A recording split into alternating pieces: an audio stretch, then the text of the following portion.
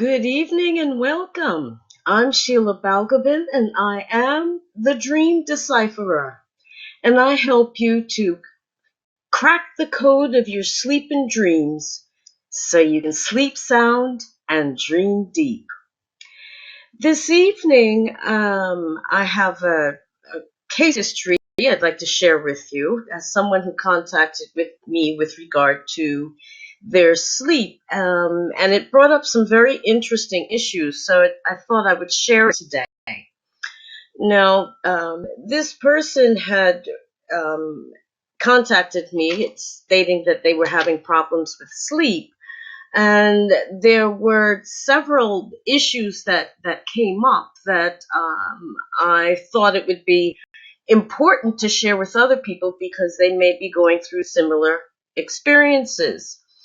Now, to give you just a brief synopsis of what the person sent to me, he reported that he was having sleep disturbances, and what kind of triggered a reaction in me was that he stated that he would go into these kind of fugues where the fantasy life was more intriguing and captured his attention more than waking life. And as you might imagine, that set off alarm bells in me as a qualified psychotherapist. If someone is telling me that they're seeking flight into fantasy, there's something actually that's quite wrong. Another issue that had come up that I've have found to be a bit difficult is the fact that this person was looking to be adopted by someone.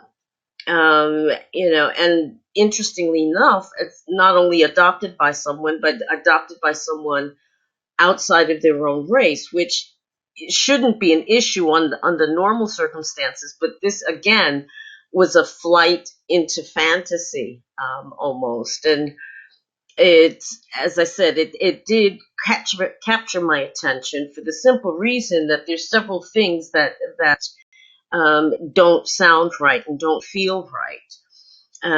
One of the things, as I've been mentioning, this flight or potential flight from reality. And what's happening there is that the fantasy life is becoming more fascinating than actual waking up and going to work. And that's something, I mean, for somebody to say that they were having such a good time in sleeping or that they decided not to go to work is rather disturbing, to be honest. There, back in the 60s and 70s, people did took a lot of LSD, were dropping acid, as they said back then. And sometimes, it was a powerful hallucinogenic, and though it would inspire these lovely flights of fancy and these great trips, some people never came back from those trips.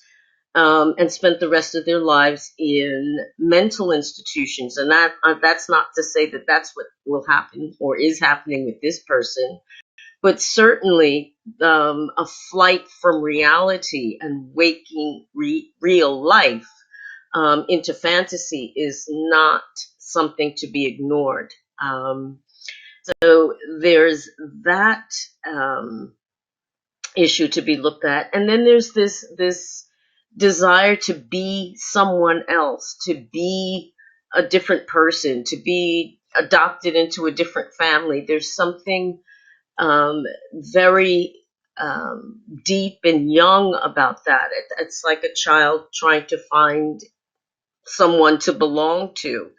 And when you have a person that's trying to develop a false self or lives as a false self, I mean, the real person has gotten lost behind this facade that they present to the world.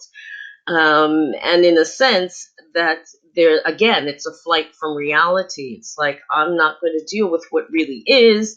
I'm going to create this world or live in this world that is more suitable to, what I think it should be. Now, the difficulty with this is that something like that, when a person is living with a false self, it becomes difficult for a therapist to be able to work with, because they have to work with the real person, even though the false self gets in the way. They have to keep addressing the real person behind this facade. And that's not for the faint-hearted, and it's certainly not for inexperienced therapists, because you have to be able to differentiate between the real person and this cover, this facade. Now, another thing that kind of struck me with this particular person is that these fantasies were so rich and so wonderful. I don't know if they were sexual fantasies or what, but the fact that they were so intriguing and so inviting that it was more worthwhile to stay in bed with the fantasy than it was to go out and start a new job, is more than a little bit of disturbing, I think. Um, the What happens in a situation like this with people, their sense of self needs to be built up. What's trying to reconcile the inner world and the outer world is where the problem lies, and it's causing a sleep disturbance, or at least, if not actual sleep disturbance, though the person does report this, it's causing a withdrawal from life, and withdrawing from life, and not and that torment, I guess, or that conflict rather, is causing a sleep disturbance.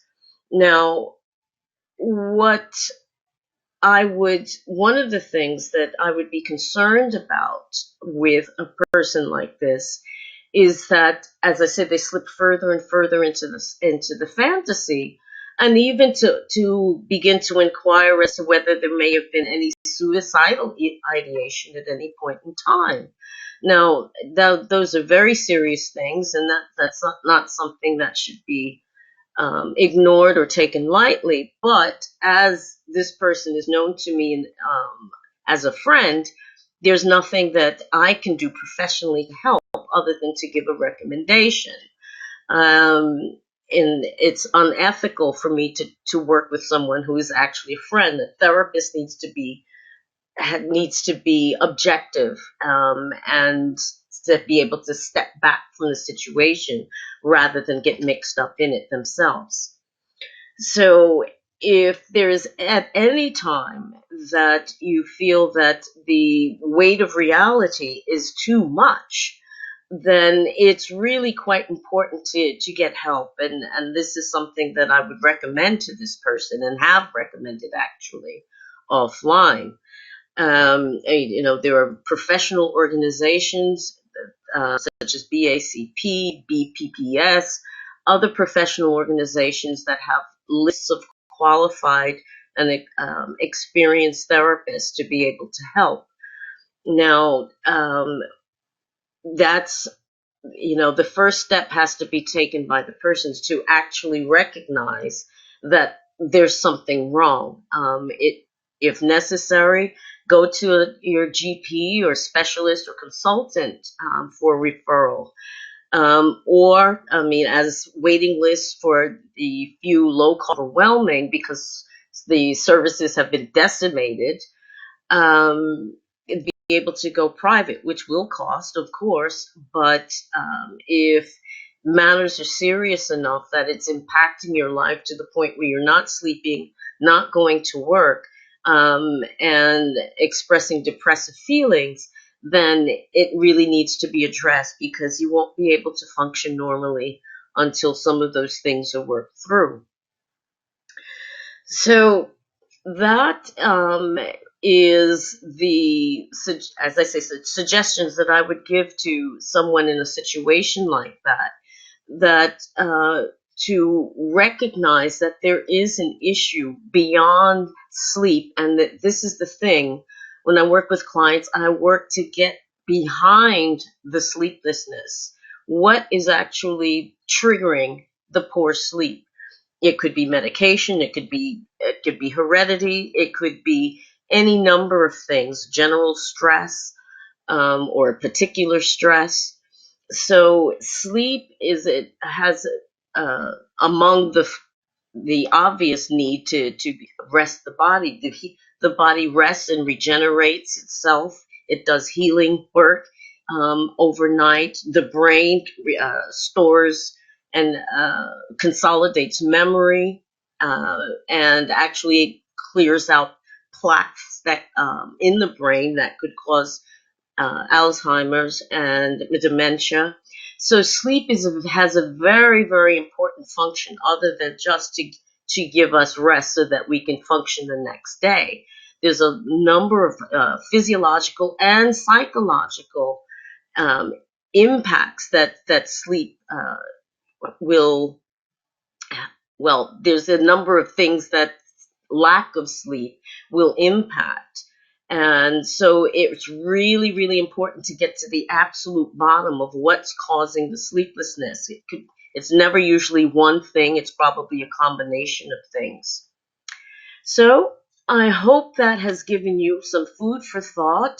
If you have any kind of as to what you can do to get to sleep, if there's specific things that certainly can recommend natural, drug-free methods and techniques to help you to sleep.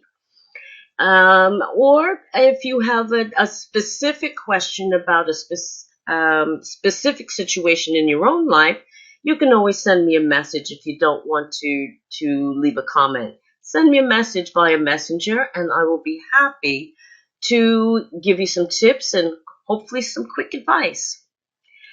Thank you so much for watching and listening. Have a great evening and a wonderful week ahead, and I'll see you again soon. Take care. Bye-bye.